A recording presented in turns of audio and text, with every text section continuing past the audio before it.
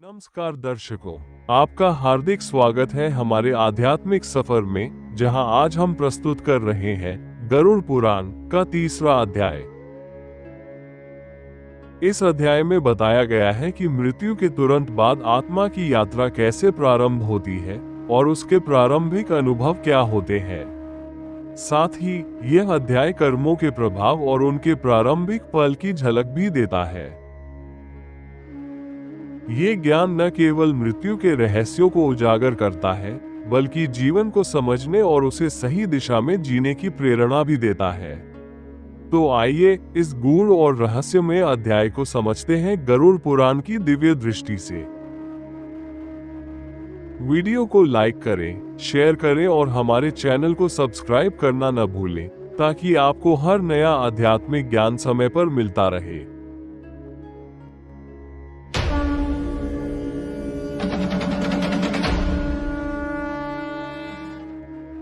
गरुड़ पुराण का 3रा अध्याय आत्मा की मृत्यु के बाद की यात्रा के क्रम में अगला अहम पड़ाव है। पहले अध्याय में जहां गरुड़ ने मृत्यु और आत्मा की गति के विषय में प्रश्न उठाए थे, और दूसरे अध्याय में विष्णु भगवान ने आत्मा की यात्रा और यमलोक के द्वार तक के विवरण दिए थे, वहीं तीसरे अध्याय में आत्मा के कर्मों के मूल्यांकन, पाप कर्मों के फल और विशेष नरकों का विस्तृत वर्णन किया गया है।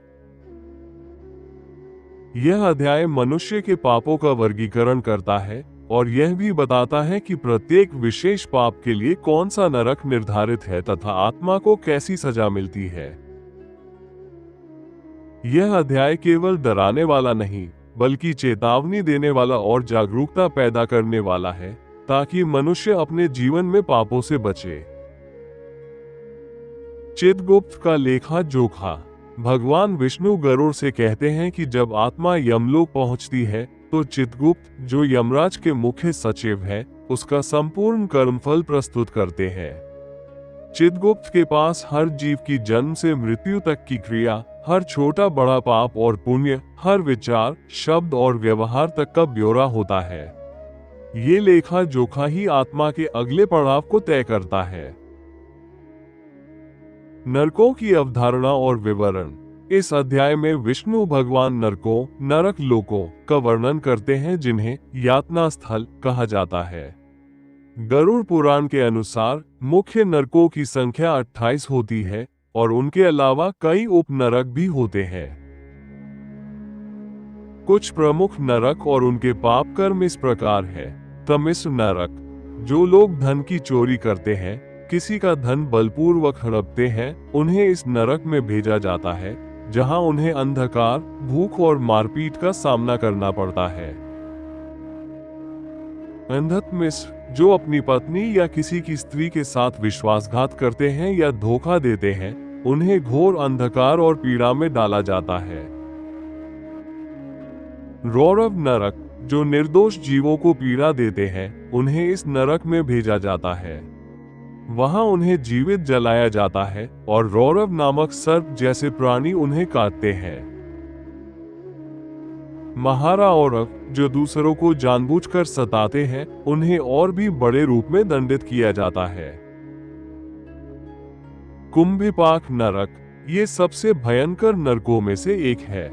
इसमें उस आत्मा को डाला जाता है जो ब्राह्मण, गुरु या सत्पुरुषों को मारती है या गोवध करती है। उसे उबलते तेल में पकाया जाता है। अन्य पाप और सजा। माता पिता का अपमान, गहन अंधकार और भूख प्यास से भरा नरक, झूठ बोलना व छल, कांटों से भरे मार्ग और लहूलुहान शरीर, धार्मिक पुस्तकों का अपमान, कीड़े मकोड़े खा जाते हैं, शरीर दान न करना, अग्नि में जलाया जाना, परस्त्रीगमन और बलात्कार, नागदंश और अत्यधिक यातना। प्रत्येक पाप आत्मा को नरक यात्रा की एक कठिन परत में डाल देता है, जहां वो अनगिनत वर्षों तक क्लेश भोगती है। समय अवधि इस बात पर निर्भर करती है कि पाप कितना बड़ा है और वो कितनी बार दोहराया गया है। पुनर्जन्म की तैयारी। एक बार नरक यातना पूरी होने के बाद आत्मा को पुनर्जन्म के लिए तैयार किया जाता है। यदि उस आत्मा ने कुछ पुण्य कर्म भी किए हो तो उसे मानव योनि या उच्च योनि मिलती है, नहीं तो उसे पशु, कीट, पक्षी या राक्षसी योनि मिलती है। ये पुनर्जन्म भी उसके अगले कर्म चक्र का आधार बनता है। यही कारण है कि सदाचार और धर्मपालन की महत्ता इस अध्याय में बार बार रेखांकित की गई है। गरुड़ पुराण का तीसरा अध्याय अत्यंत गूढ़ है और हमें जीवन की नैतिकता और पापों के परिणामों की गंभीरता से अवगत कराता है। यह अध्याय ये स्पष्ट करता है कि कोई भी कर्म, चाहे वो सूक्ष्म हो या स्थूल, उसका प्रभाव आत्मा पर पड़ता है। पाप कर्म निश्चित रूप से नरक यात्रा का कारण बनते हैं। आत्मा की यातना इस बात पर आधारित होती है कि उसने किस प्रकार के कर्म किए हैं। यह अध्याय मनुष्य को नैतिक जागरूकता, धर्म की रक्षा, भक्तिपूर्ण जीवन और कर्मों की शुद्धता के लिए प्रेरित करता है। ये केवल मृत्यु के बाद के डर को दिखाने के लिए नहीं है, बल्कि जीवित जीवन में जागरूकता फैलाने के लिए है कि हम आज जो करते हैं वही हमें कल का परिणाम देगा। यह प्रस्तुति आपको कैसी लगी? अपने विचार हमें जरूर बताएं, क्योंकि आपकी प्रतिक्रिया हमारे लिए बेहद मूल्यवान है। अगर आपको हमारा काम पसंद आया हो तो कृपया वीडियो को लाइक करें, चैनल को सब्सक्राइब करें और अपने मित्रों के साथ साझा करें। आपके सहयोग के लिए धन्यवाद।